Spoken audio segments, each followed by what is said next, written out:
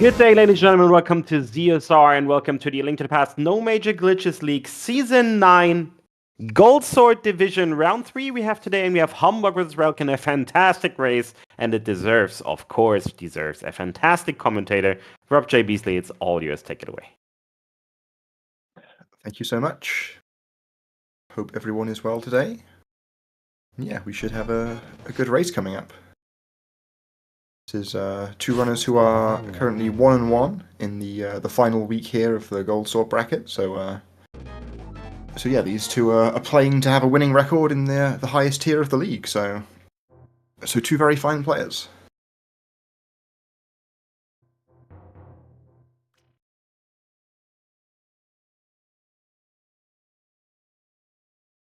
It looks like they're just getting to readying up in the race room, so they should be underway here before too long.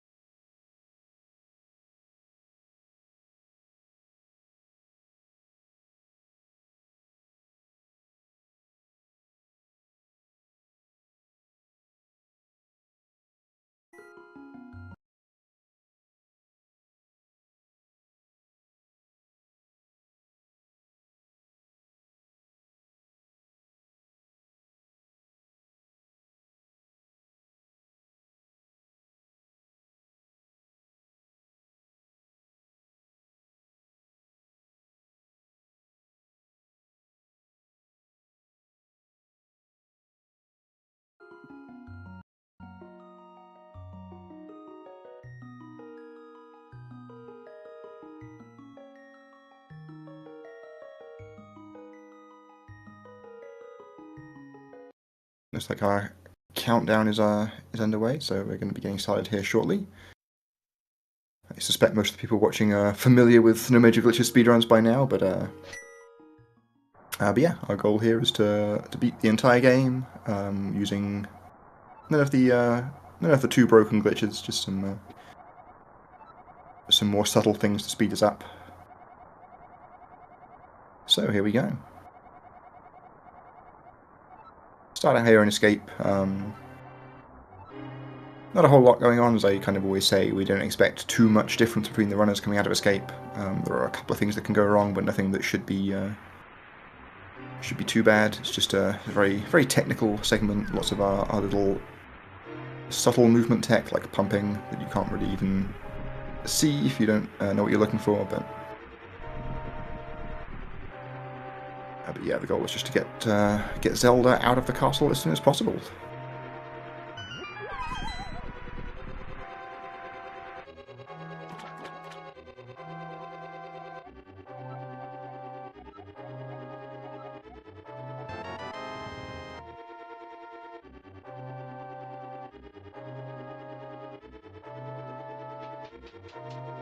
Pick up our sword and shield from Uncle's, the first order of business.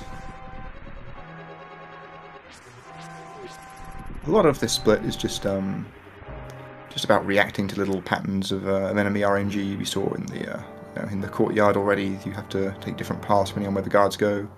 We're going to see in kind of the left-hand corridor here something similar. Like humbugh almost got a clear path, but able to take a little damage boost. relkin had to go a little bit further out of his way to get around the guards.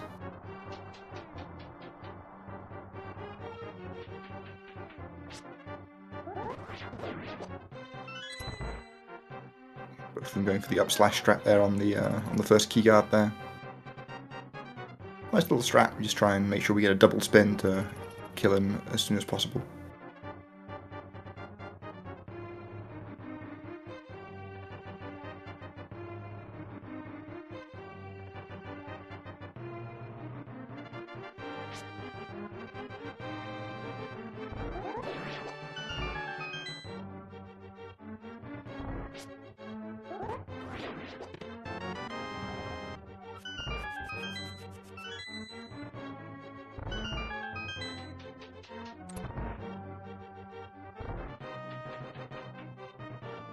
Coming up on Ball and Chain, the first sort of mini-boss, as it were. Suspect both of them will be going for the 8/slash strat, but there are a few different things you can do against this guy. Both of them having to deal with the other guard, unfortunately.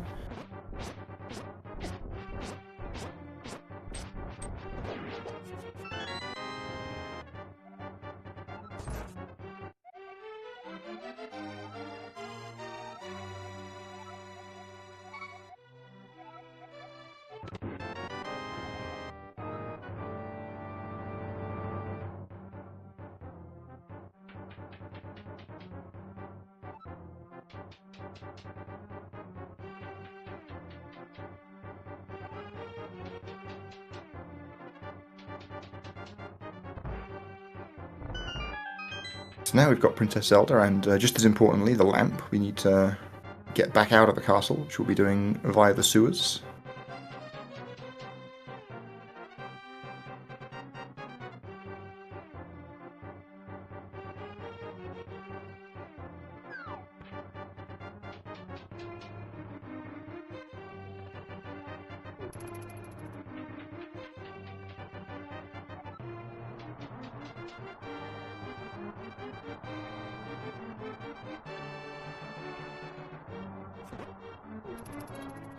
Once again, relkin having slightly rougher RNG in the left guard hallway there.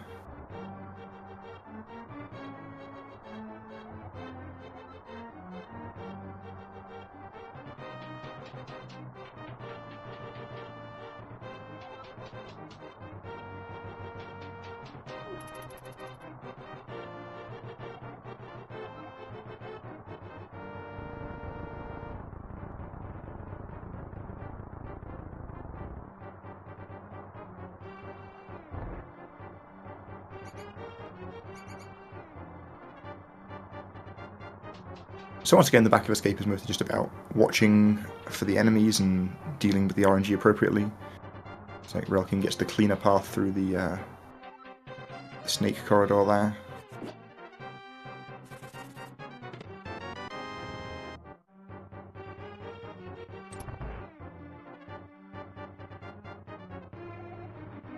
So we're coming up in a couple of rooms' time to the key rat, probably the biggest source of variance in Escape. Actual entire human seconds can be won or lost based on where it goes. Both of them getting pretty reasonable patterns though.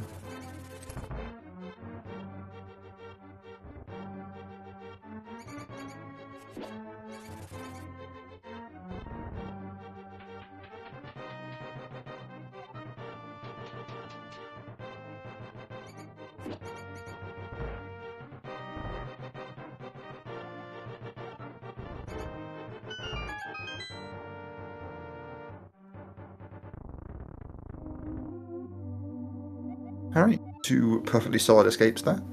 It's like relkin leaving just a handful of seconds ahead of humbugh.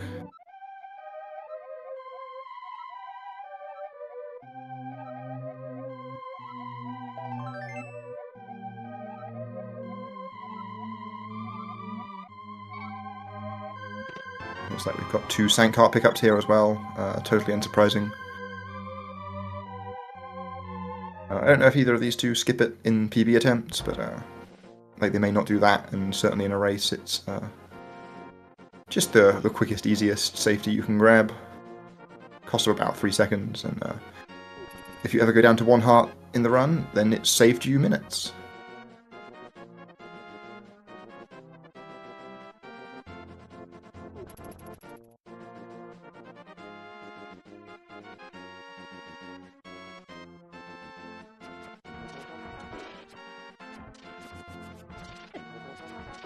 Ooh, relkin getting a real rough pattern from the Octoroks.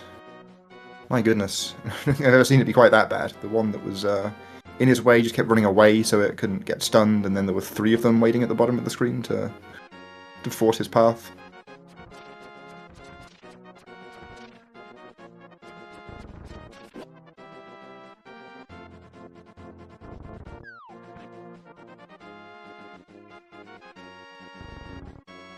Alright, so here we come into Eastern Palace, the first dungeon proper of the game.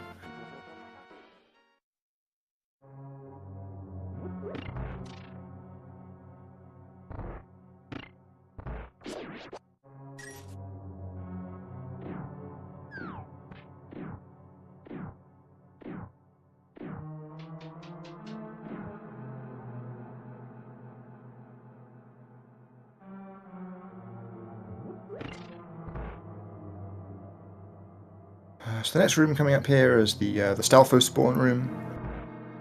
It's one of the kind of most speedrunniest looking rooms in Eastern Palace, where what we do in there kind of looks incomprehensible to a casual player, but we move in certain ways to prevent all the Stalfos from spawning in, and then we can kill a couple of them at their spawn points, and that's good enough to get out of the room.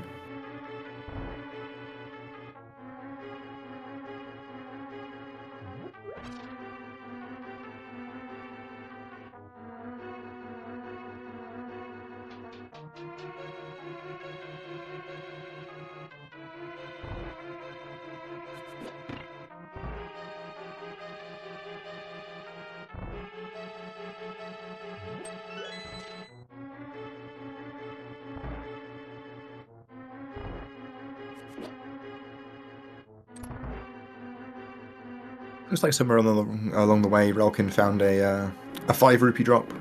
We need to grab a few rupees from drops at some point during the run, but there's always backups anyway. It can just be nice to... Ooh, it's like... I'm having a little bit of trouble there with the damage boost. It's down to half a heart here. Needs to be a little careful for the rest of the dungeon.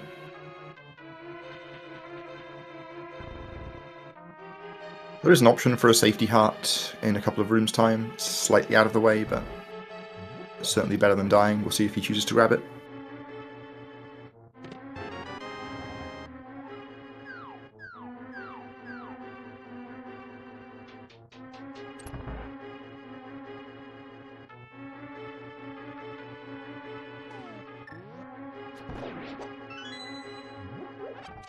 Right, Humbugh's just gonna game on. I guess there's also a heart in a pot in this room too, which you could grab, but I suspect at this point he's just gonna try and get through it. Just don't get hit. It's as easy as that. Cannonball room is definitely the scary one here. Sometimes you just get taken by surprise, but it goes okay.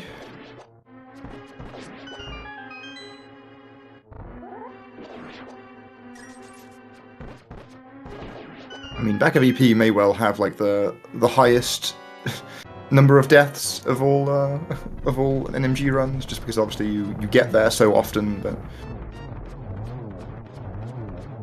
looks like both of them set up fine for their almost quick kills here. All right. So no drama in the end from Humbugh. Played the back of the dungeon very nicely, despite being at half a heart, and looks like Relkin has still maintained a small lead here.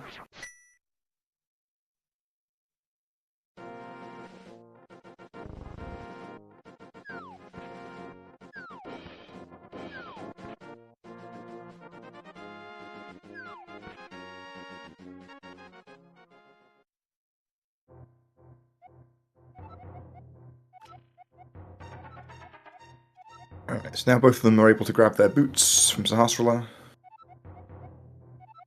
We get to start going real fast now. Not just by dashing as intended with the boots, but also by abusing their properties here for our first spin speed of the run. And it looks like they both get it first try. So spin speed is just a trick that allows us to move at dash speed, but with free direction or movement.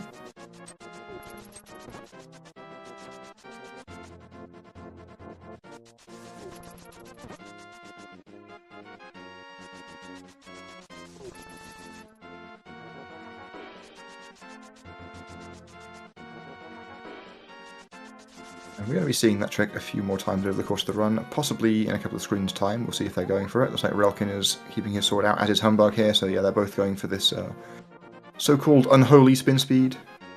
Is the least beneficial spin speed that we do in the run, but it does save a little bit of time if executed correctly.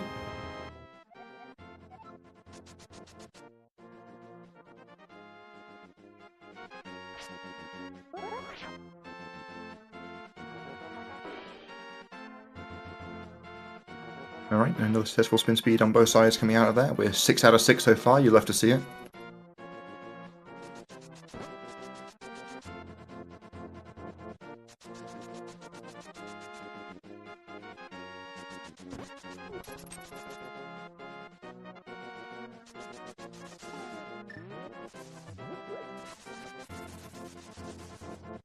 Now they've both grabbed their book from the library, we can head over to our next dungeon here, Desert Palace.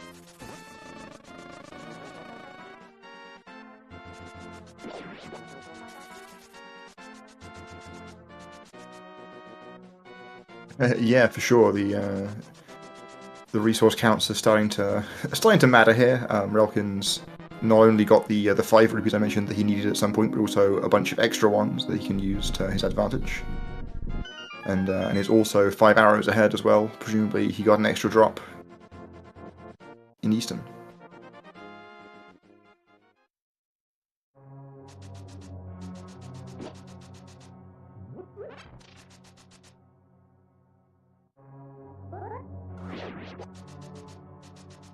Right, we see a couple of different strats there in that room. Relkin going for the The spin, and humbug with the pokes.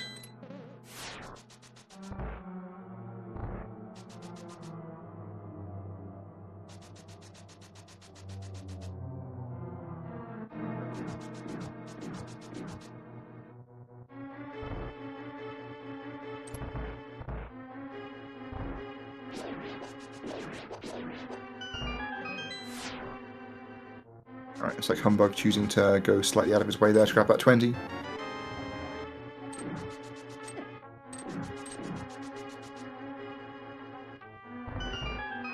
So they're both set up now for rupees.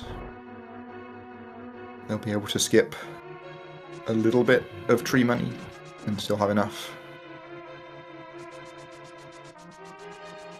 So it means that we're not going to be seeing the safety pot in this next room, but this is the best way of grabbing rupees if you haven't yet. The pot just above that first arrow pot contains 5 rupees. It's pretty quick.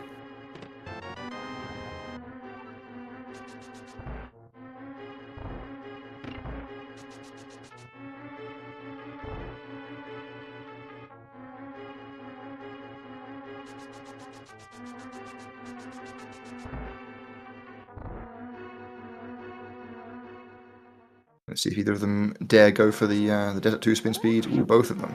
Okay. And they both hit it, and they both stay on the ledge. Ideal.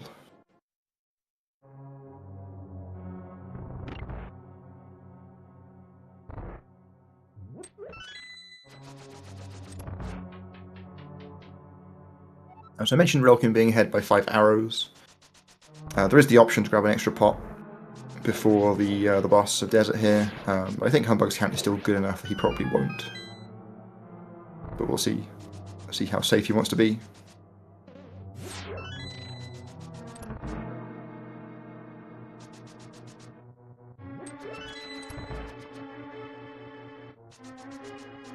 Yeah, he's staying low here, which means he's not going for it. Should be fine. As long as the Lambo fight doesn't go too badly, he should be leaving Desert still with a fine number of arrows. Relkin has that extra buffer.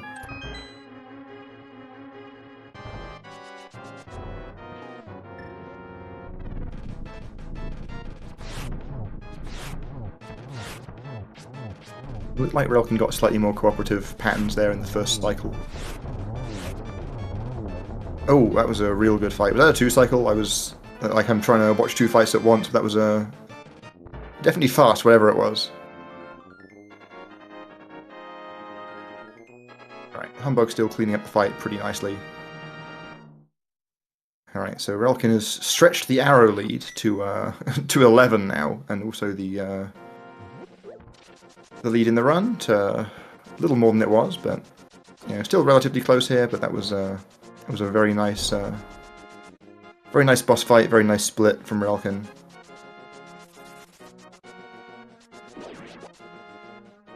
Like he puts himself into a lead of about 15 seconds.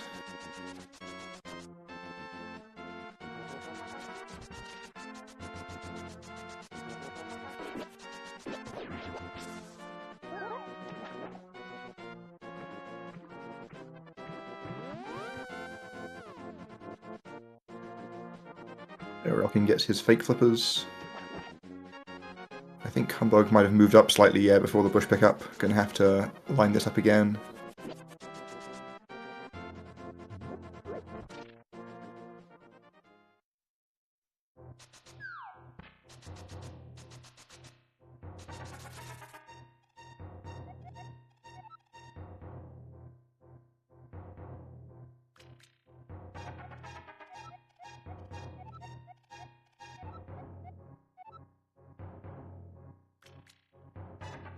Alright, so Relkin's going to be the first one to come out here onto the Death Mountain overworld. Another pretty big point of variance here, depending on what the dead rocks and the boulders want to do to you. You can lose a little bit of time here. But let's see, it's like a clear path so far. There's a boulder that is on its way down here. We'll see if it gets in his way.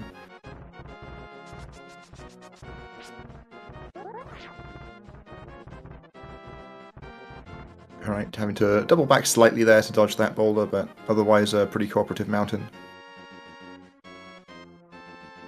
Humbugh has a boulder a little bit closer coming to this cutscene, but it's gonna go by, yeah. Again, a slight bit of evasive action required from Humbugh, but pretty reasonable RNG from him as well.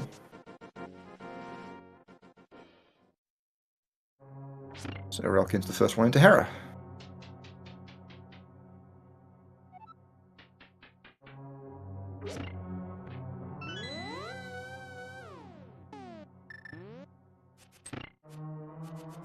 Looks like Relkin has switched to the boomerang, so we're going to see some boom strats in Hera here. Let's see if he goes for the boomerang dash. Yeah, looks like he's lining it up. And gets it. So he gets his coffee break.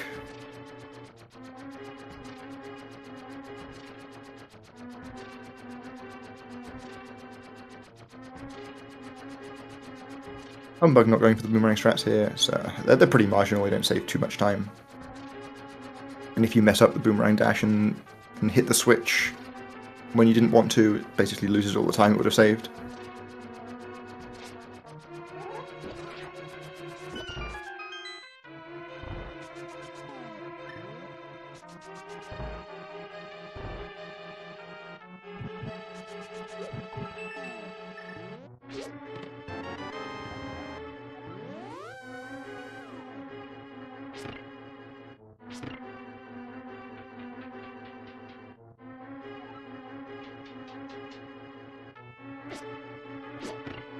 Ooh, Relkin unfortunately having a bad start to the Beatles room, and when the Beatles room starts going wrong, it can go very wrong, so it was a reasonable recovery there to not lose too much time. Like Humbugh does get the first hit correct. Ooh, the arrow drop there from Humbugh, nearly right in the doorway, just missing out of it. Looks like Relkin accidentally hit the switch there to move the pit around and went and fixed it. So yeah, he gets his bomb jump to get the moon pearl. Humbugh going for the same. Looks like the spin set up for him as well.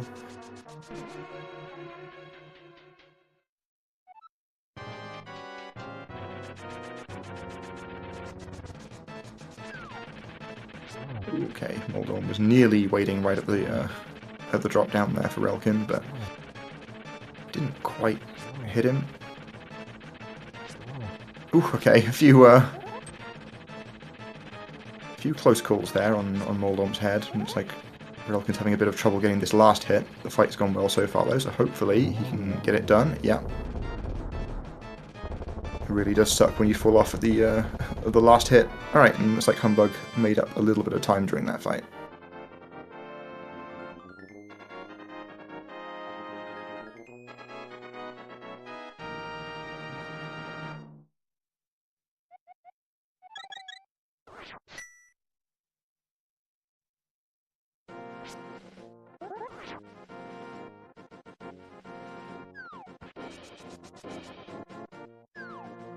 Right, so both of them onto their descent of Death Mountain now. We're on our way to the Master Sword.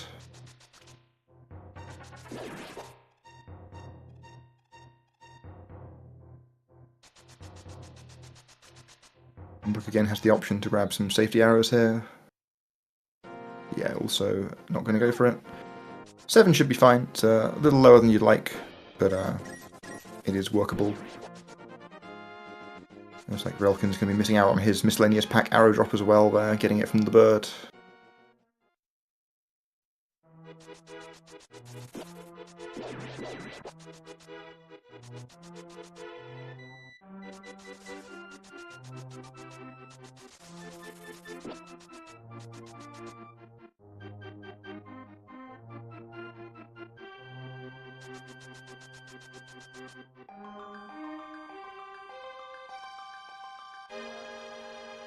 So both of them did their first tree pull for the blue rupees, and they're as yet undamaged, so should be on course for for the tier 3 pull to get the reds to get up to the 110 rupees that we'll need to enter Pass of Darkness.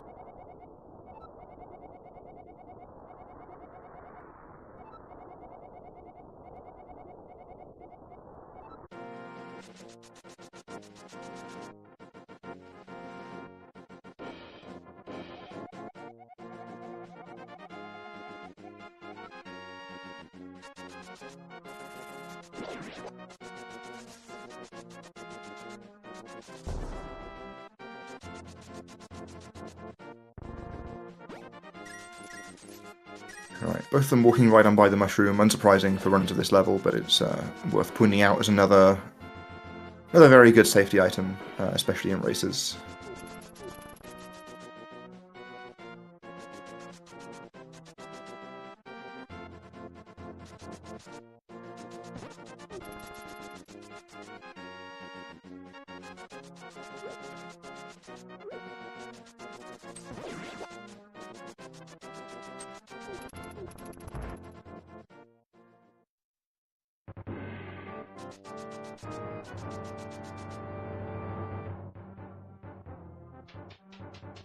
This is not a randomizer, this is a speedrun of the original game, no major glitches. This is the third and final week of this season of NMG League.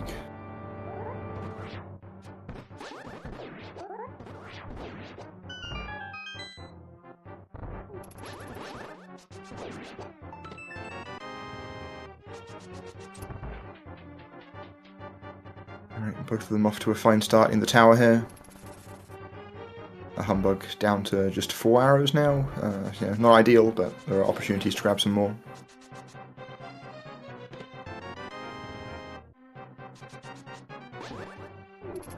Relkin's count sitting super pretty at 15.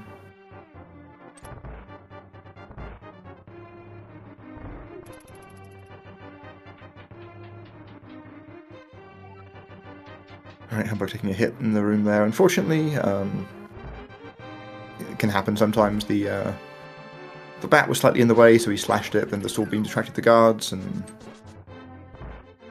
yeah, things can happen, but no big time loss.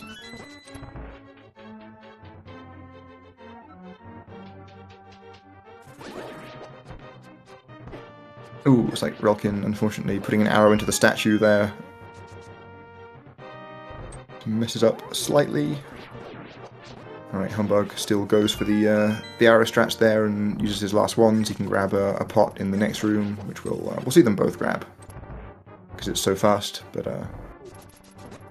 for humbug in particular, it's very important to have those arrows for Pass of Darkness.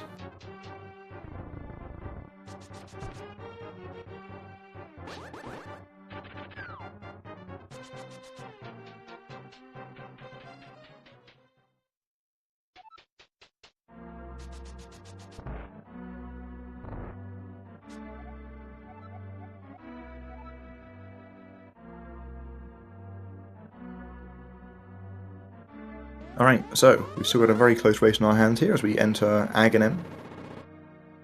The boss that could make it a whole lot less close. But we'll see. Got our biggest RNG situation in the run coming up here.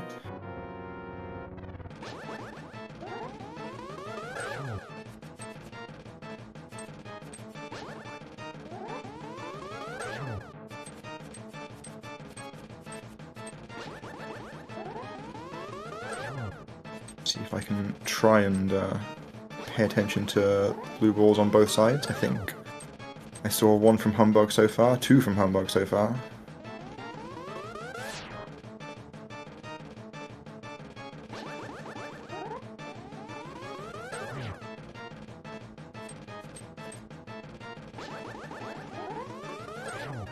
Ooh, is that a cheeky little 0 from Relkin?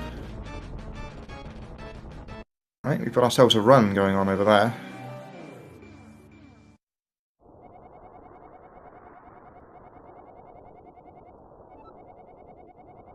Alright, hopefully humbug wins this next coin flip and gets just a 2. Okay, it's going to be 3. That's unfortunate. The third one being a bit of a killer there, because it gives you an extra lightning cycle here, so it costs 12 seconds rather than just 6.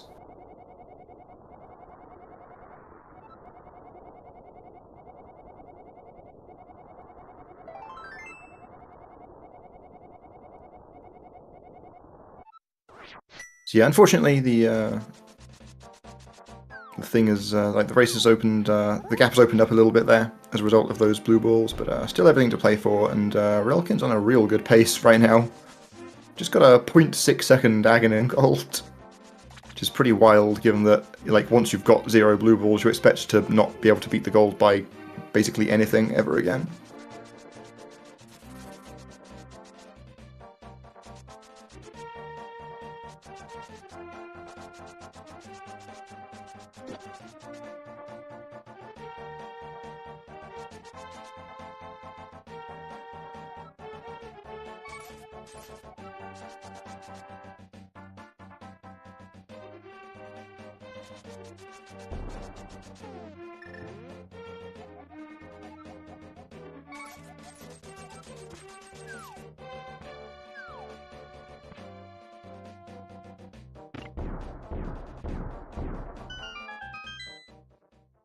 Alright, so relkin's first into Power to Darkness here. At the beginning of this dungeon, we just basically spend it going and grabbing something, mirroring back to the start, and then doing it all again. So, to start with, we want to get a small key from the shooter room here. Then we'll be grabbing a small key from the Stalfos basement, then the big key, then the hammer, and then we'll be heading to the boss.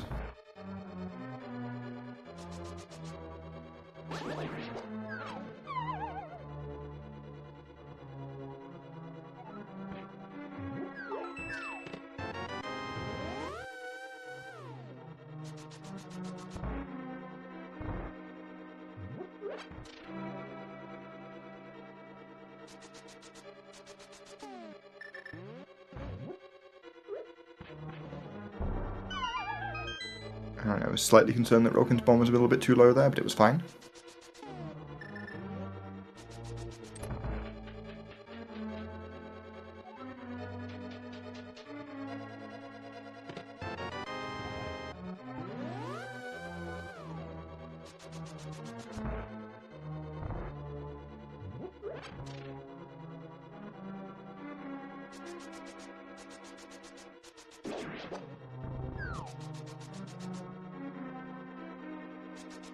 So relkin's approaching the most important trick of this split, but I guess arguably of the entire run. The biggest time-saving glitch that we are allowed to use in No Major Glitches, the hammer jump here. Position a bomb onto a specific pixel, then get Link onto a different specific pixel, and there we go. We get to clip ourselves through that rail and grab the hammer. Without needing to go to the, like, several screens away to a basement with another small key in order to get there.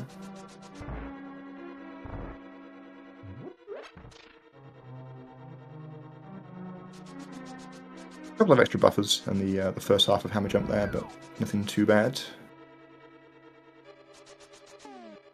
See how humbugh's goes. Looks like just one extra buffer for him.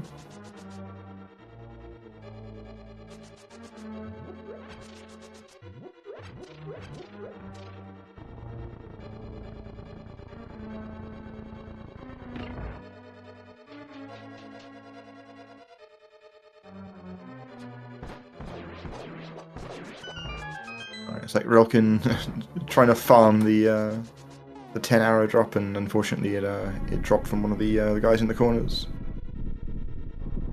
Alright, humbugh needs to manage his arrows nicely here, because the 1 in archery contest there, plus the 4 that he'll need for mimics, means that he can't afford to miss one. And in fact, he's probably going to grab the pot in here, right? Or hoped for a drop, because he's going to want another arrow for the next screen as well. He doesn't get one, yeah, backtracks for the pot. Unfortunate. So we need an arrow to hit this statue here. Right, relkin and Yum's making his way through the basement. Looks like a clean turtle party there.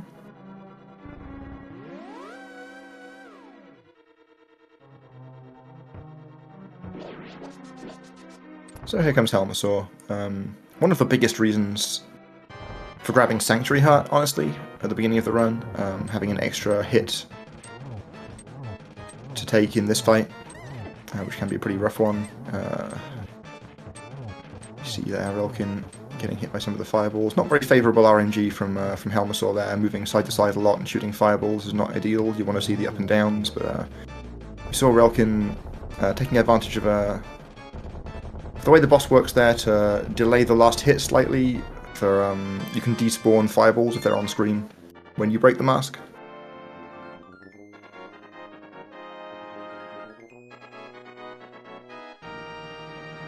See how Humbugh's fight goes, also getting some left to right, also getting some fireballs.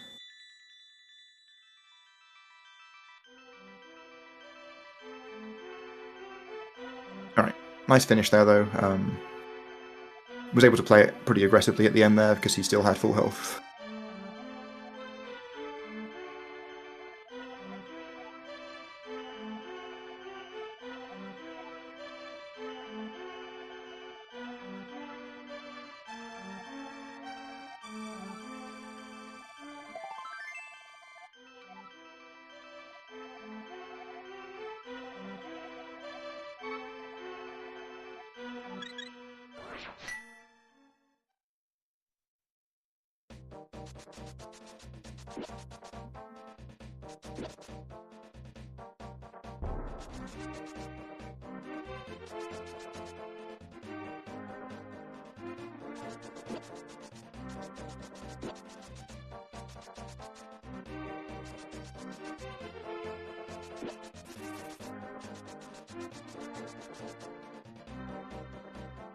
Right, relkin getting out of the pot overworld screen unscathed. There's a few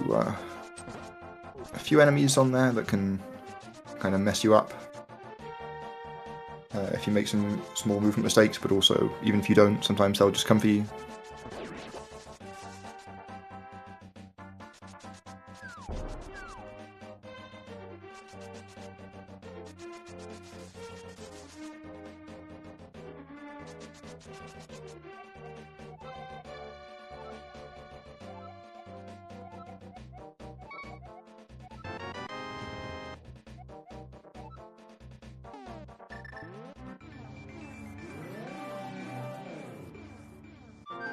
See if we get a first-time flute jig. We sure do.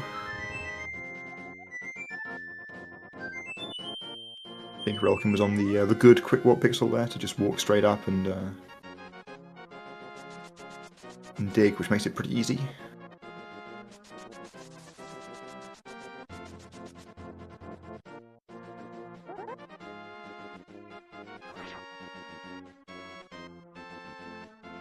Ooh, looks like relkin unfortunately not quite touching the stairs correctly there to enable the spin speed, but backs it up and then storms past Usain Bolt.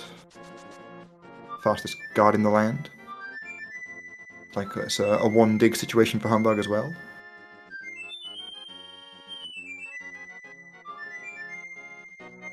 See how his Usain Bolt spin speed goes while relkin activates the flute.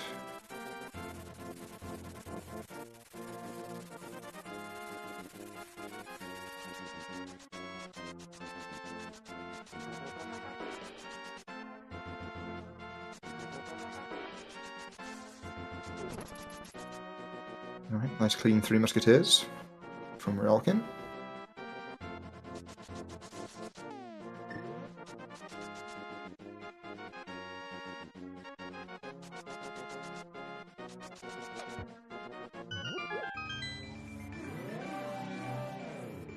So coming up here on Thieves Town, our next dungeon. Ooh, gets the bush skull. Yeah, those usually get you somewhere at some point during a run. Alright, so yeah, Thieves Town, our next dungeon here. The intended fourth Dark World dungeon, but we're doing it second here. Partly just because it's like naturally on path, like we want to come here and activate the flute. It makes sense to do this on the way to Skull, but also because once we've gotten the Titan's Mitts from in here, we have access to the Tempered Sword, which will be speeding up boss fights and indeed other fights for the rest of the run.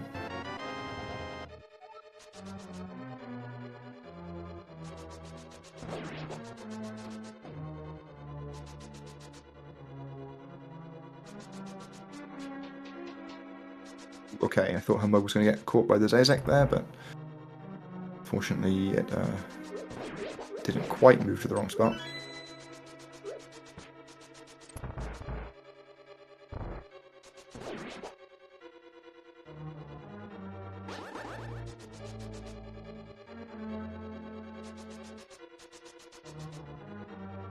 Relkin not getting cooperative patterns for the Hellway, so couldn't even go for the gold pixel.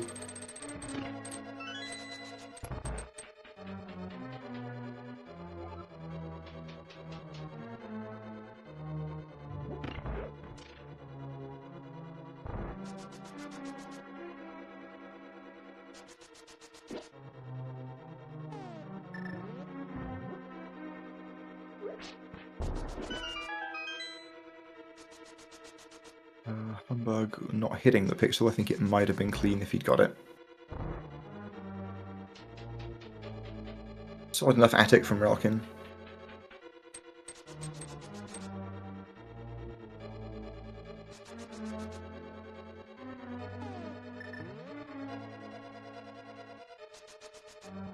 I've seen a couple of examples in Thieves Town of something I've not mentioned yet, but of like using menus strategically to read enemy RNG. I think it's a really cool bit of tech there, just to like optimize something that you think might really not matter. Like the menu is just about changing from one item to the other, but we can actually make use of it to our advantage.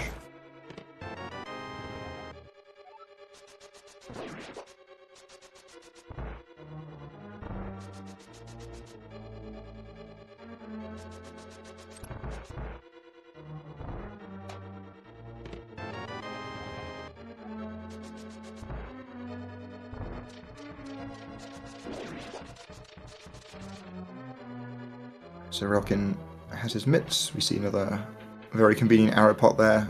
Again, basically everybody always grabs that pot on every run, unless your arrow count was like wildly higher than it needed to be.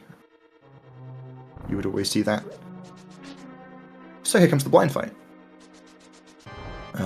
So the thing you need to know about blind is that if you hit blind on the first possible frame, then blind will always move in exactly the same way. So if you can follow the script, the fight should be pretty trivial. We're through the first two phases here on script. Yeah, pretty solid kill.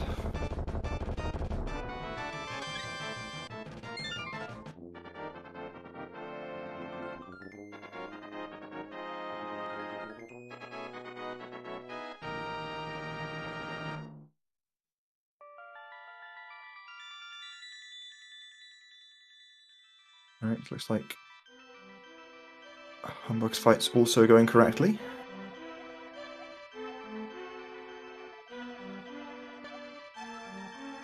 Yeah, very good fight. Blind completely out of the light.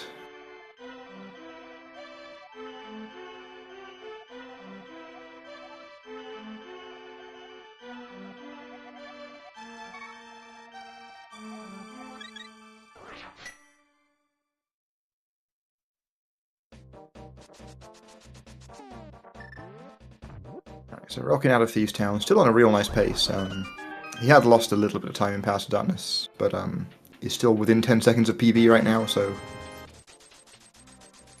a very, very solid run, very solid pace from Relkin right now.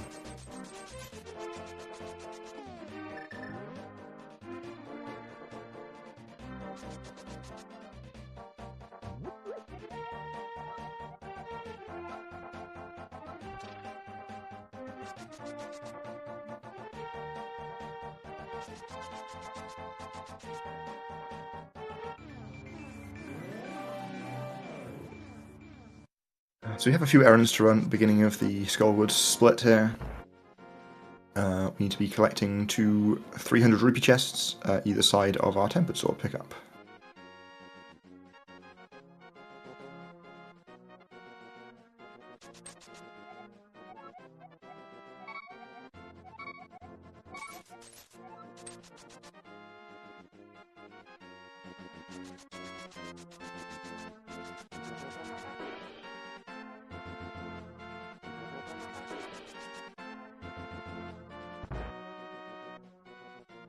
We see synchronized entries to the smith hut there, but on different parts of the chain.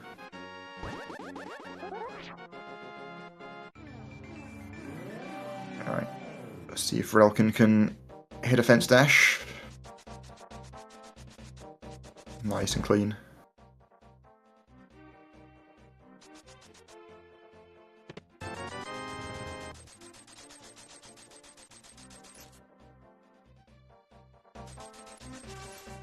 The execution of the tricks so far from both runners has been very good. We've seen two very good hammer jumps, consistent hitting spin speeds. See if humbugh can make it 2 out of 2 on fence dashes here. Ooh, bailed. What a coward. That may well have bonked. I wasn't quite sure if it was a 1 or 2 frame movement.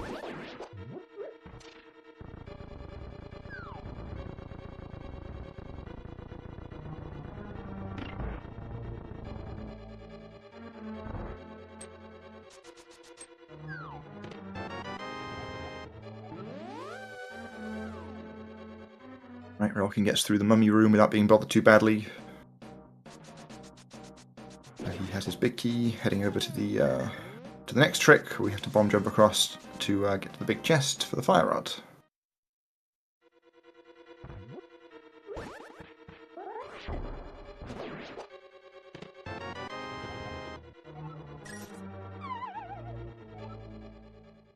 Right, humbugh having to do a little bit more pulling of the statue than you would like. Ideally, you push it as much as possible. It's slightly faster, but sometimes the enemies don't cooperate with that plan. Either way, he gets through it without too much trouble.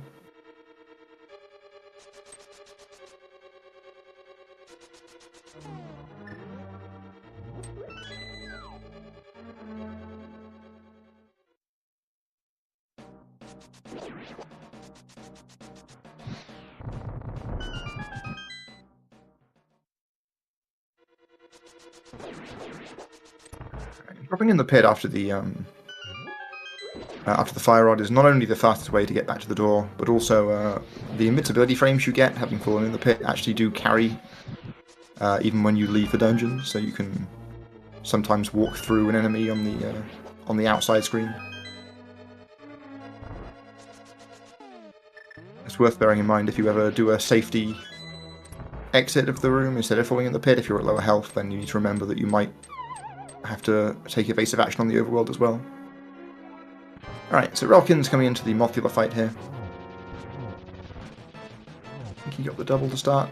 Oh, unfortunately can't quite get this last hit in. There it is.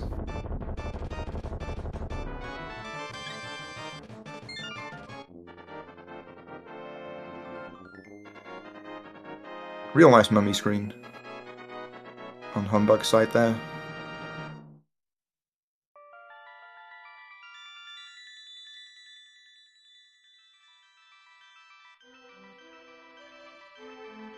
See how his moth fight goes.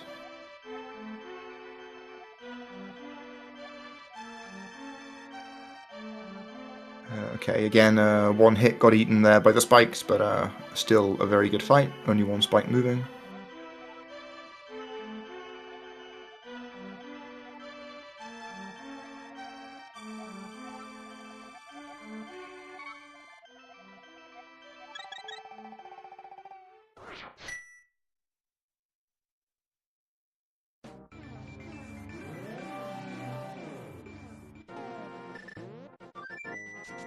Right, so Relkin's the first one here to emerge into the Ice Palace split.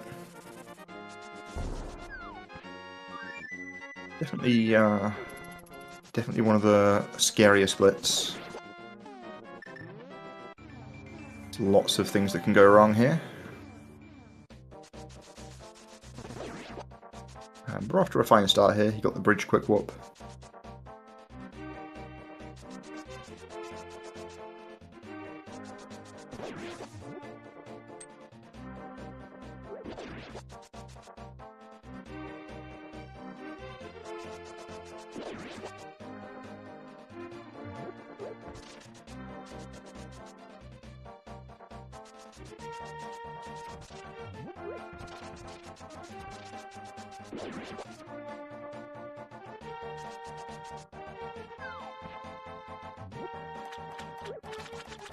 Right, there's like no quick fish attempt, just playing it nice and safe.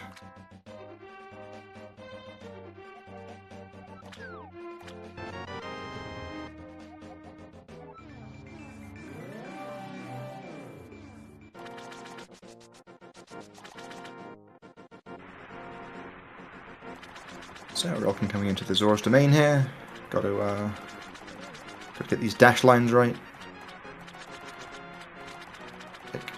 Subtly already quite tricky screen.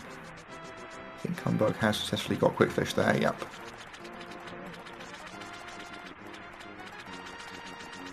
Yeah, the shallow looking water is more of a suggestion. Doesn't actually tell you that clearly where you'll fall in and where you won't. So you've got to be, you know, somewhat precise in your movements.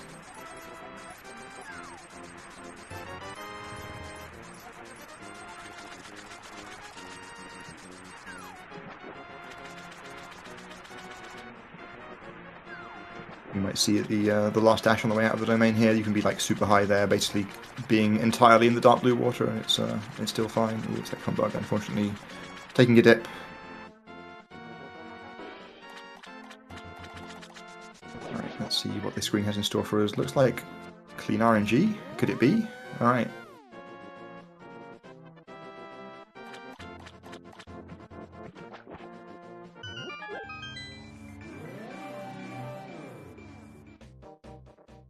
So a solid little overworld there from relkin.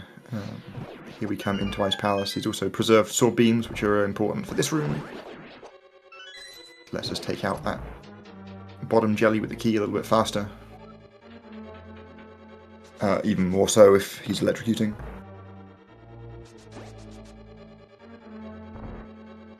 Right, humbugh also getting a nice path into the warp.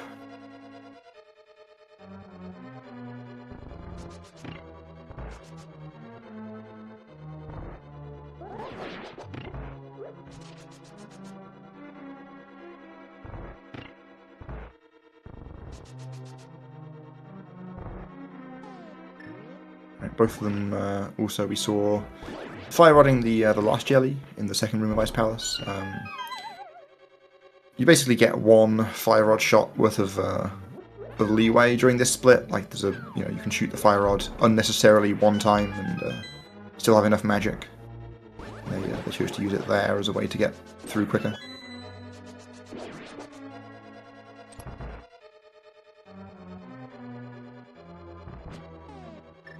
Of course, you can also get some magic drops from the penguins if you need to. If you use the fire rod more than you should. That bomb looks so far away from that switch from humbugh, but it did hit it.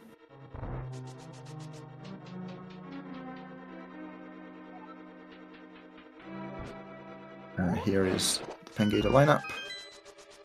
You see there the penguins in the magic drop pack. So if you needed some, you could just go slightly out of your way after killing them. Right. I saw relkin practicing the stair clip in Ice Palace prior to the run. And, it paid off.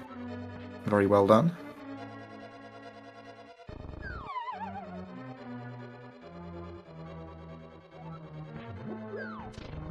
humbugh gets through the bomb jump as well. Here's his penguins.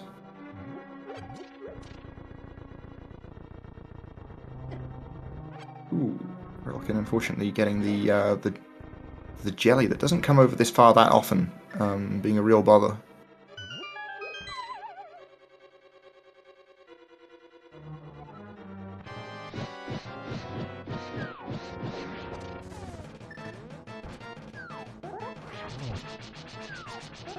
Ooh, relkin misses his first poke dash, so we're going to have to be a little bit more careful here cleaning up Cold Stare. Alright. Through the fight alive.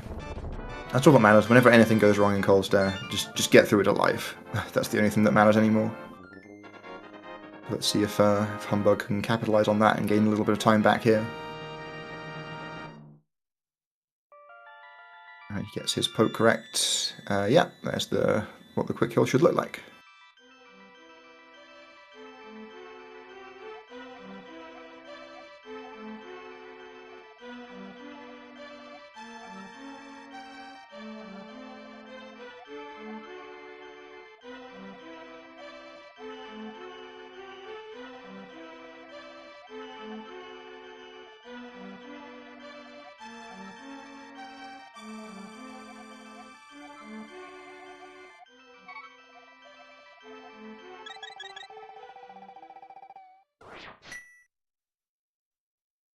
Alright, so Relkin maintains a lead, though did unfortunately lose a decent chunk of time in Ice Palace there. So yeah, unfortunately has probably been knocked a little bit too far off PV pace, but still on a real nice run.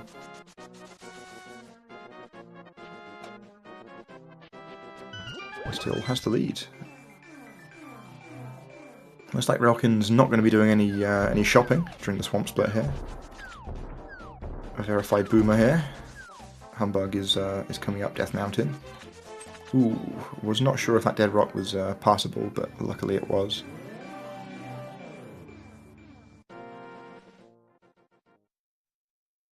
So yeah, Humbugh's going to be grabbing the Ether Medallion from the tablet up here, something that we have to do at some point before going to Misery Mire.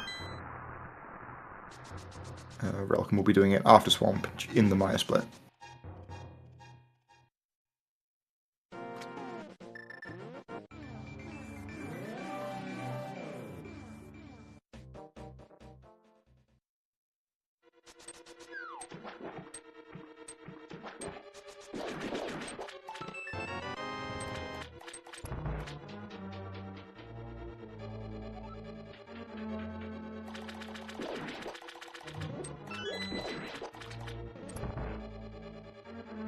So Swamp Palace here is it's a little bit more of a chilled out dungeon here. You obviously still need to give it due care and attention. You can still lose plenty of time by doing it wrong, but it's very unlikely that you ever die in Swamp. It's not the most threatening of dungeons.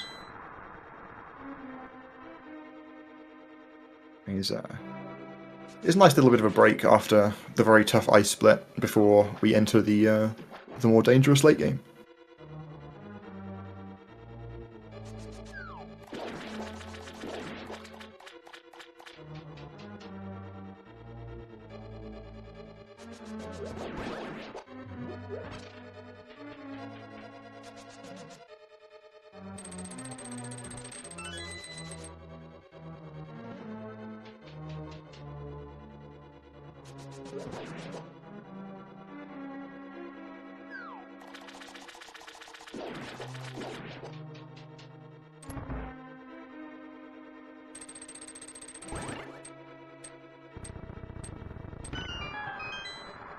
Humbugh a little bit slow on the pop pickup there, unfortunately, and yeah, this is the classic Swamp Palace treatment. As I say, you probably won't die, but you can certainly get pecked at a lot.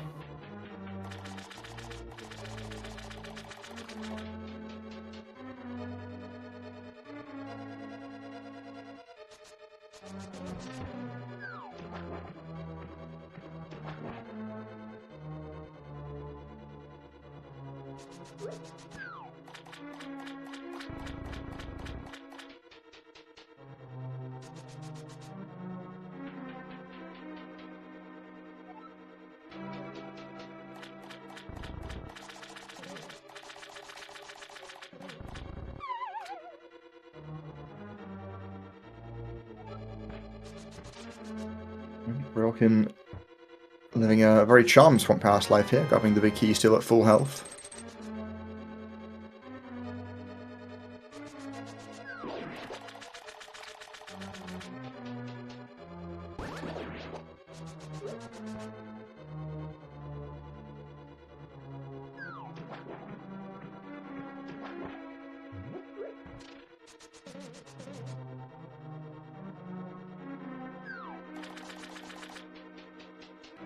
Right, so Relkin coming up on the hook shot here. Doing the movement right there, aligning with the statue first to put yourself on a good pixel to hook to the pop with the key.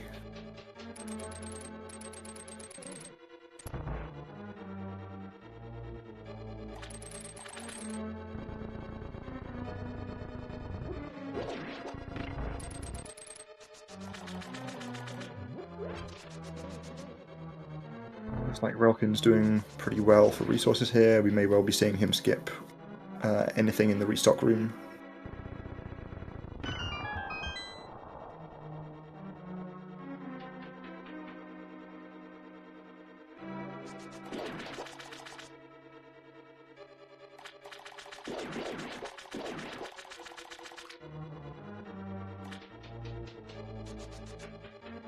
Yeah, as predicted, relkin just charging on straight through the restock room there, doesn't need any extra arrows or bombs. Humbugh, unfortunately, being bothered by the enemies once again. But yeah, as I was saying, like despite being hit frequently, Humbugh's still in no real danger of death here. Just you just mourn the loss of the frames and move on with your life. Oh, I was not paying attention to the beginning of relkin's fight there, but it might have been a zero cycle. It looked pretty quick, whatever it was.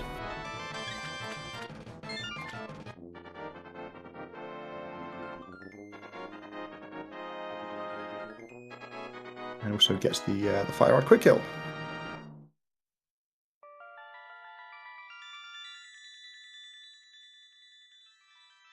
Alright, thank you, chat. Confirming, was indeed a zero, so that was a really good Swamp Palace from relkin.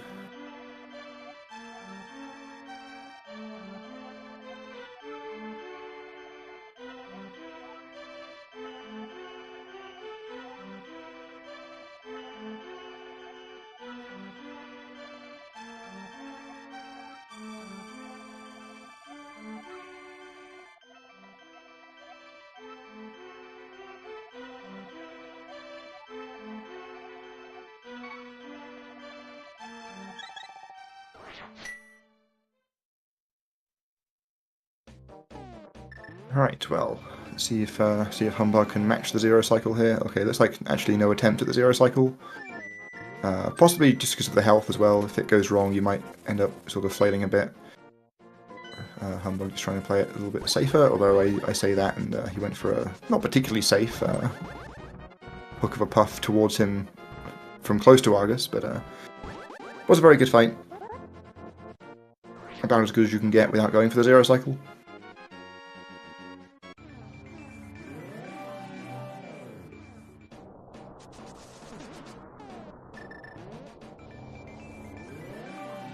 So now we're going to see the shopping deficit that relkin was in being turned around here.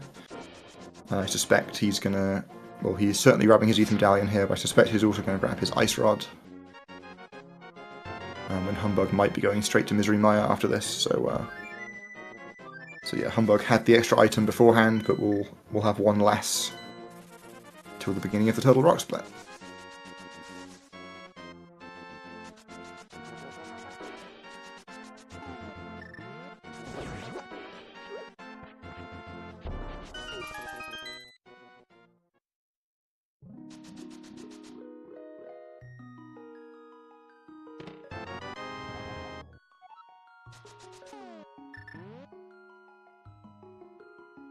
So we're actually going to see a really close sync coming up here. They're going to be like fluting to Maya at almost exactly the same time here.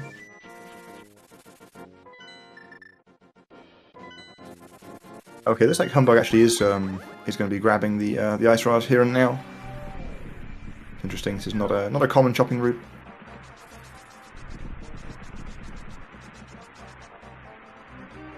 But I presume this isn't a reaction to what relkin is doing because having spoken to Humbugh about previous races in League, he says that he's one that just doesn't watch the race live. Like I very much doubt that he's watching the restream and might not even be watching relkin's stream either. Gonna do the run his own way. So what that means is that any time differences that between them now are as they look. They've both done the same stuff.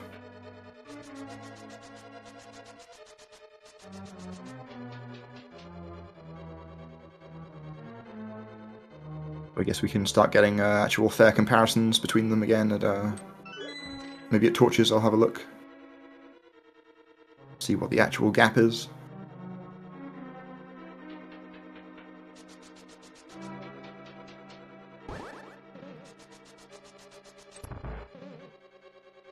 Yeah, we're seeing two very good runs here. Must be remarked, relkin still only 10 seconds behind PB pace. Humbugh about 20, but that would also be less than 10 with if he'd got an equal number of blue balls to his PB.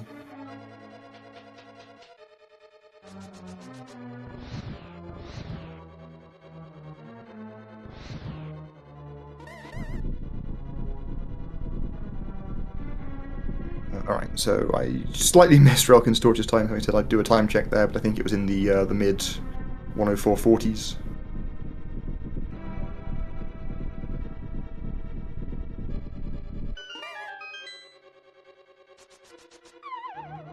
.48, okay. Thank you, Oase.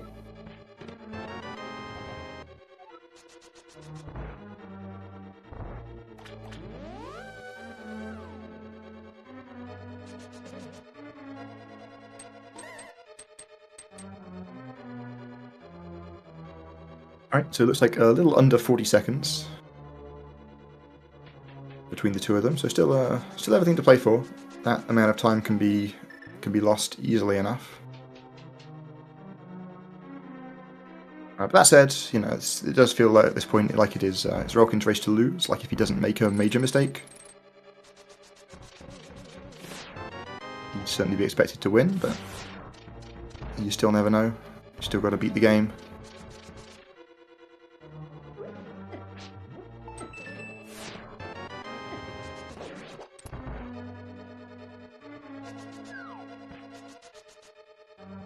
Relkin getting kind of beaten up there. It looked deliberate, the choice to step on the spikes in the room before the spike key room, but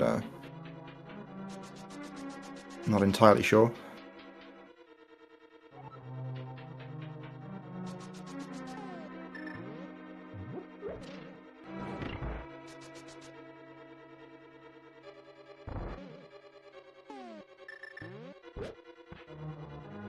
The nice little menu there to read the Stalfos RNG. Alright, Humbugh coming into the spike key room at full health, so has plenty of life to play with here.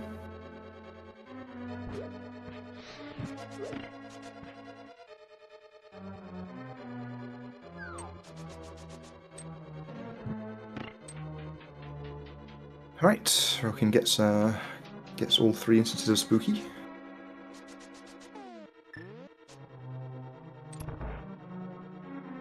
So here we come with the Vitreous fight.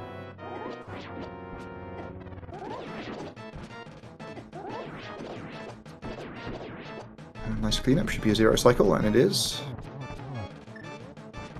And there's the menu. Alright.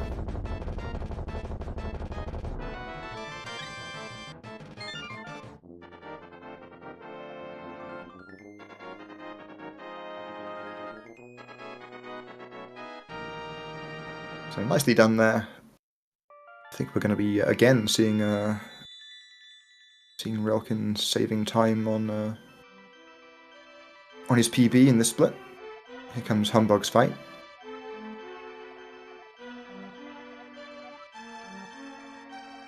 Goes for the slashes instead of the shots, but still gets all the eyes dead in time for the 0 cycle. Alright.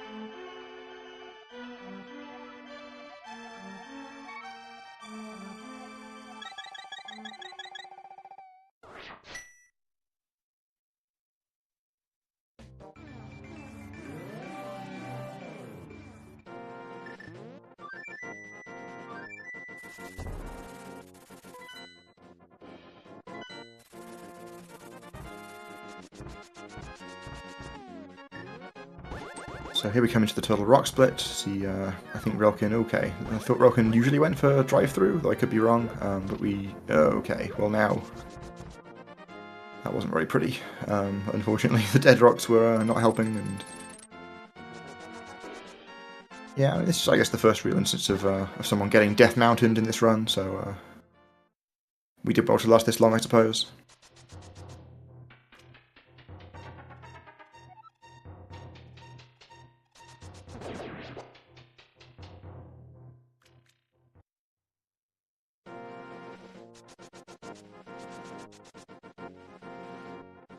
See if Humbugh goes for Waffle House drive-through. He's going to. Nicely done.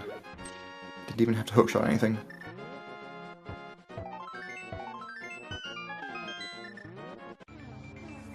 Alright, nice free quick warp there from Relkin.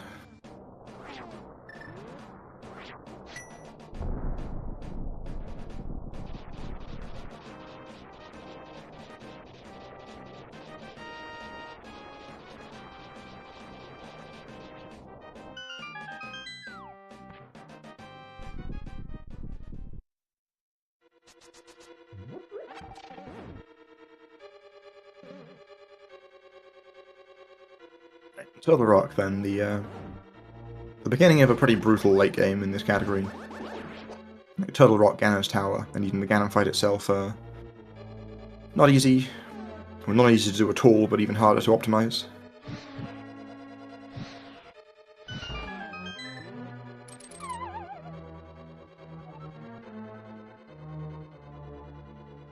Relkin gets a nice early torchlight there with plenty of time to hook shot to get out of the room faster.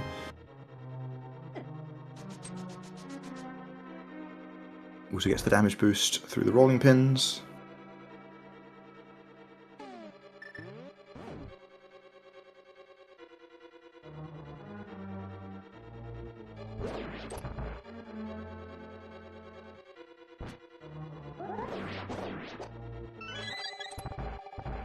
The fairy drop. Ooh, Humbugh unfortunately just slightly too low to hook to the torch. Relkin got sniped by a chomp, but is at least out the room.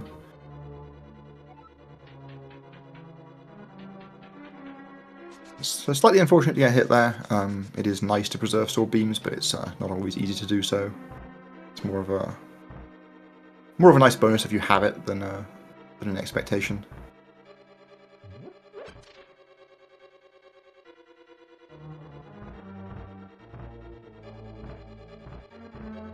It's like Humbugh only getting the heart drop, not the fairy yet. That could be to his advantage to get it later. He could actually have afforded to take a hit from the chomps there and still be back to full health with the fairy later, so sometimes it's actually preferable. But he didn't get hit by the chomps at all, so it doesn't really matter.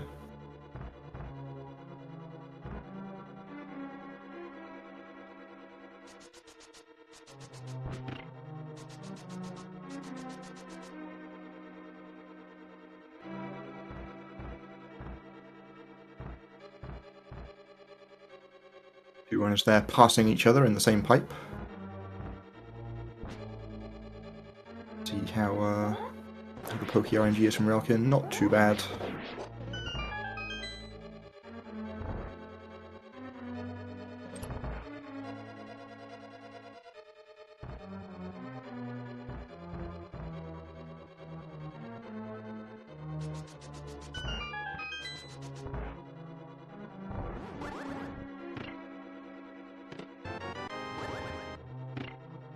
Relkin was able to move cleanly enough in the crystal roller room there to squeeze past at the end.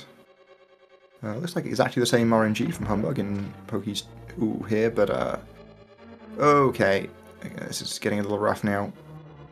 Once the shooter starts getting involved. Yeah, alright. Unfortunately, taking a bit of damage there and not being able to grab the full magic refill, so has to be a little bit careful in the back of the dungeon here. Ooh, Relkin feigning to go for the fast laser skip, but didn't like it at the end there, which is reasonable. Ooh, Humbugh unfortunately getting blocked by the rolling pin there too, but does have magic left over for the platform in this room. I think Relkin's block placement wasn't good there.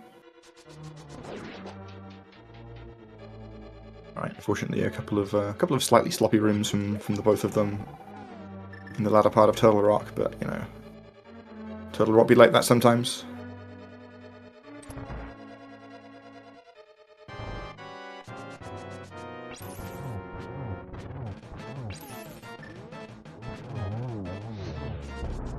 Right, Relkin not concerning himself with any of these fancy poke dashes against Trinex and just doing the conventional backdoor strats.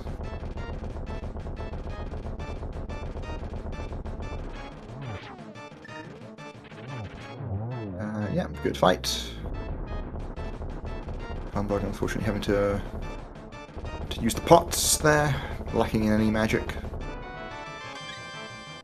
Does mean that the like the platform that he had to create there will eat into his magic for Trinex, so he's going to have one less rod shot than if he was actually at full. It doesn't matter if the fight goes correctly, but if anything goes wrong, it can be a concern.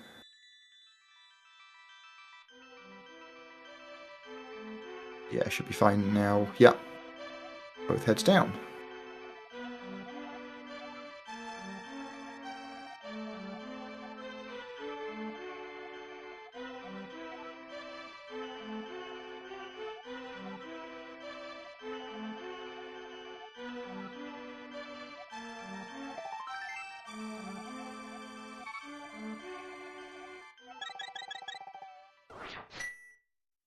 Alright, so I think Relkin will be pretty glad to see the back of Turtle Rock there, but we move on.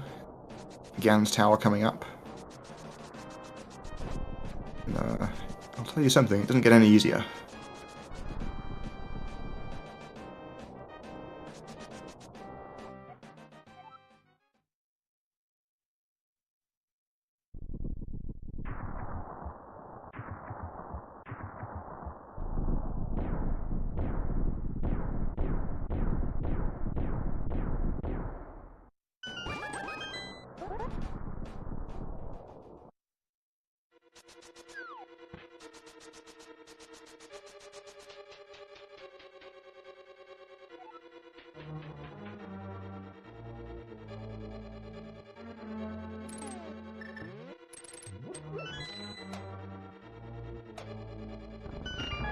So it looks like Relkin's lead was about 50 seconds.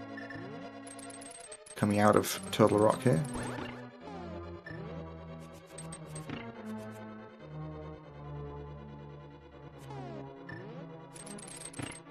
So once again, it's mostly just about making sure you play nice and clean, not making any notable mistakes. Don't, make sure you don't give Humbugh the chance to catch up.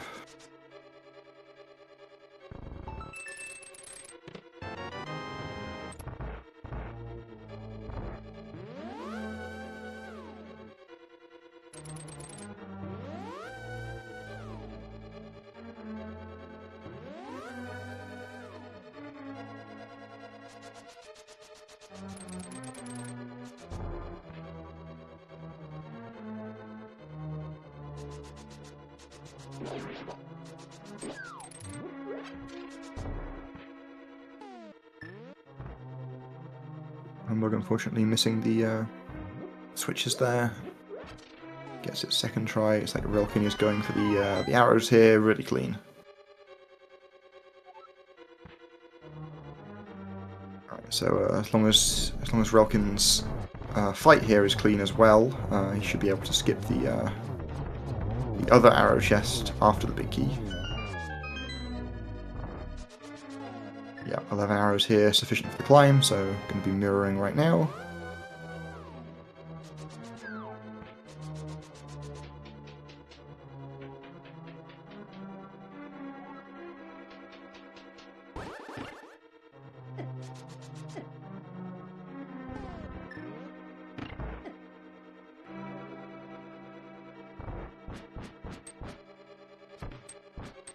Unfortunately, Relkin getting turned around slightly and then getting blocked off by a spike. Yeah, Mimic's here, another example of a room that once it starts going wrong, it can go more wrong because the spikes are then not where you expect them to be. But he gets through them. See Humbugh's Ice Armos here.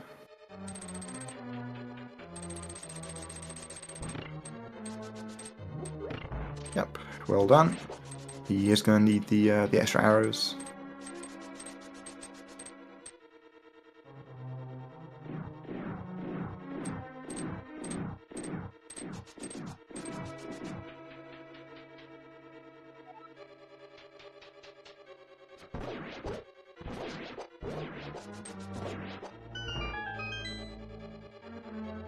Relkin here coming through the gauntlet now.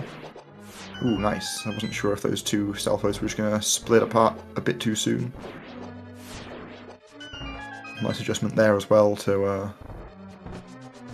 kill the guy before he was able to turn up the middle of the room and run away. It's like Humbugh also having a slight mishap in mimics, but is also through it.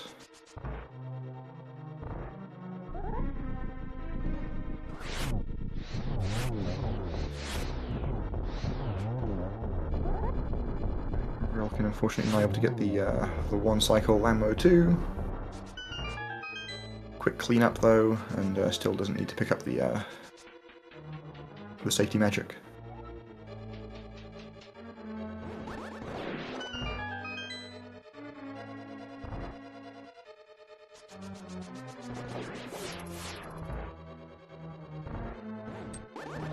I've made to work a little bit harder in some of these gauntlet rooms, I think.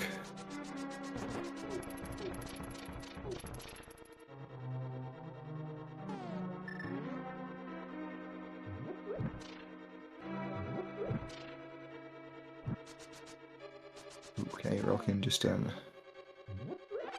not quite able to sneak past the fire bar in torches there. Looks like Humbugh does get the one cycle ammo fight, so claws a little bit of time back.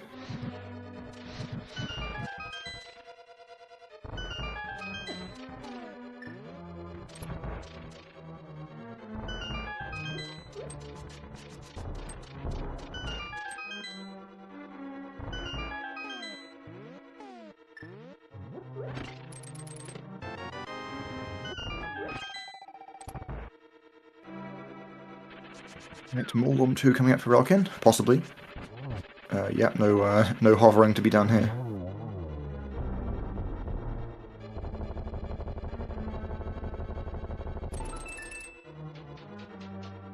Looks like Humbugh's been beaten up by something at some point, so needs to be a little bit careful here. Ooh. Okay. Yeah, he's going to wait it out as well to not get jingle glitched.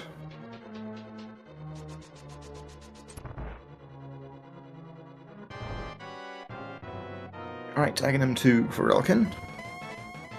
Another kind of tough fight to optimize, but at least it's not as big a run killer as Aghanim 1. The blue balls are a little less impactful here. Let's see if we get the... yeah, okay, got blue balled anyway, so wasn't able to have a chance at the 2 cycle, but now needs to get 2 hits. Yeah, couldn't quite do it unfortunately, so it's going to be a 4 here.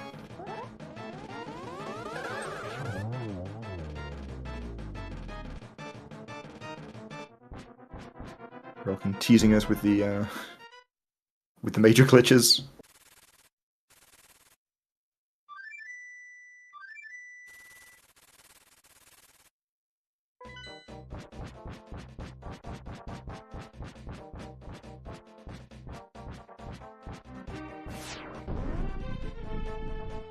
Right, just Ganon to go for relkin. So Humbugh enters Aghanim 2.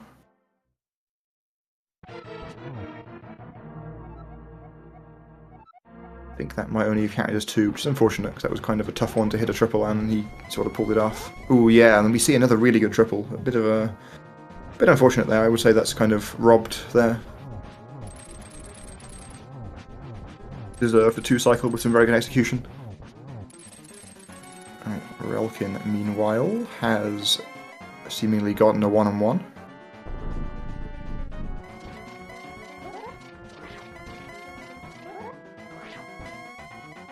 Getting a couple of warps here, but still has a big enough lead that shouldn't matter. It's probably just a torch glitch between him and the win in this race.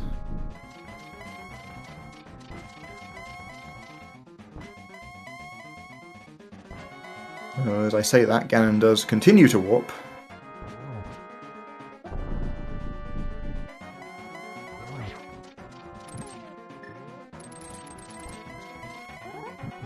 There is that torch glitch, so relkin just needs to make sure to hit all these spins now, and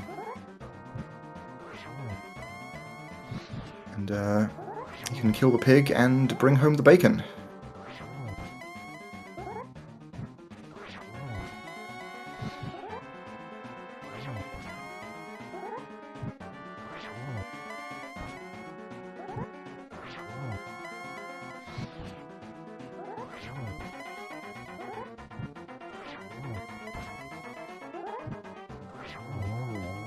Alright, very nice Ganon fight there from Relkin.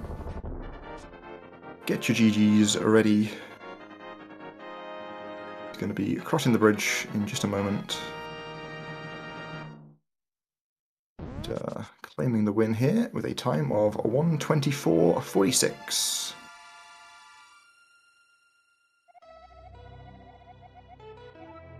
Alright, looks like Humbugh is also well into the final phase here now too. Some nice execution in the back half of Ganon's tower there after being on quite low health. He was able to get through it no problem and hasn't yet been troubled by Ganon either. We're coming up on the last hit here. Yeah, there it is. So GG's to Humbugh as well.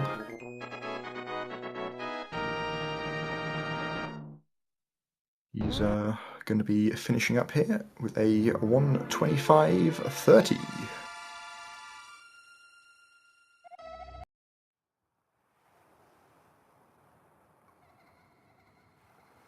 Alright, looks like both of the runners are joining me now. GG's to both. Hey. GG's. GG's. That was a pretty good one to watch, I would say. Two pretty solid runs. Yeah. Go ahead. No, I mean, there were parts in this run where I felt I could have done better, but there were parts that I did well. So, like a 6:30 nice, I think, is a gold for me. So I'll take that. But yeah, it's hard when Relkin has a race NMG run 3 seconds off my PB. That's when it gets tough. but it still felt good. It was a good run. Yeah. Meanwhile, I got a 125 Aga, so that was. Yeah, that was quite something. Yep, that was a gold Aga fight. And you're pulling out the real strats in the run in the races, surely. Yeah. For me at least, everything went mostly okay. That really stunk about the end of Ice. I had never had that happen in a run where he was in my way in such a way that it pushed the statue back down, and I got to the left and couldn't get around, and so I was in a very bad spot. And then of course Cold Stare happened, so I just lost a lot of time in Ice. Other than that though, I think for the most part every split was fine. I mean, GT was bad for Mimics 1, but that was the only bad part about it, really. Yeah, it certainly looked like a super solid run. Obviously, the zero blue balls helped, but you were kind of teasing PB pace the whole time. You fell back a couple of times, but were able to pull it back. Mm-hmm. Oh yeah. Also, Hera stunk too. I remember it was. I messed up Beetles, and then I had a terrible final hit on Moldorm because I was not facing the right way, and then he just got away from me. So, alas. I suck at Light World, so those Light World gods will decimate me in races. I feel that. I think, I don't remember who it was, maybe it was Nash, but they commented on that players or runners who come from Rando tend to be way stronger in Dark World than in Light World, which makes sense. It really does. But I feel terrible at Light World. I see people like regularly that's not that far off from my PB just get a 30x or a 3x Light World all the time, and I've done that like twice.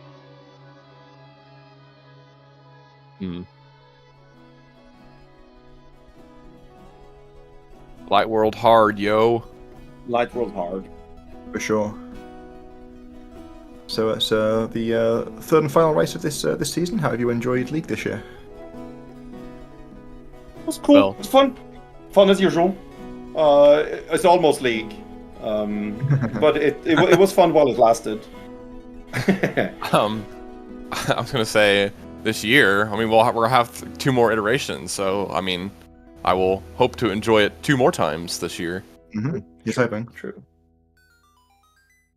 But yeah, it's always a good time. I didn't practice at all. The only practices, quote unquote, I did were the 2 or 3 qualifier runs that I did, and then my 3 races. I did not do any runs outside of that. Just been too busy with rando tournaments, and then those are about to end. So then soon I'll be super free.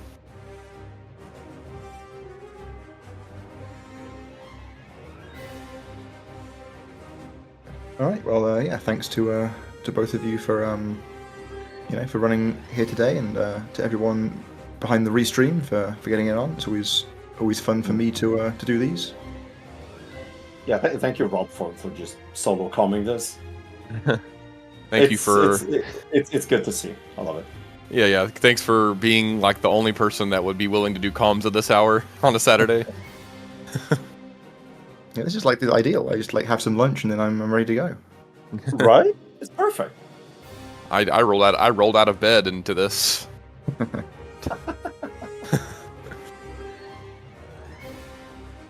I've got nothing else though, so yeah, thanks again. Yeah. All right, yeah. So I guess I'll throw it back over to Cubs to see us out. GG, both of you. League is never ending. Never beginning, never ending. It just is League. Now, please give both runners a follow if you haven't already. Typing is hard. There we go. Humbugh and Relkin, as well as Rob. Thank you for comms. We will be back hopefully in the next few hours for another couple of races as we do finish up this iteration of League. But until then, keep an eye on the schedule for ZSR. Plenty going on. Not MMR. Where did that come from? Plenty coming up as usual. Until next time, thank you very much, everybody. Appreciate y'all being here. Rob, any final thoughts? I think you've covered it. See you in the next one. Thank you very much, all. We will see you soon. Have a great day, everyone.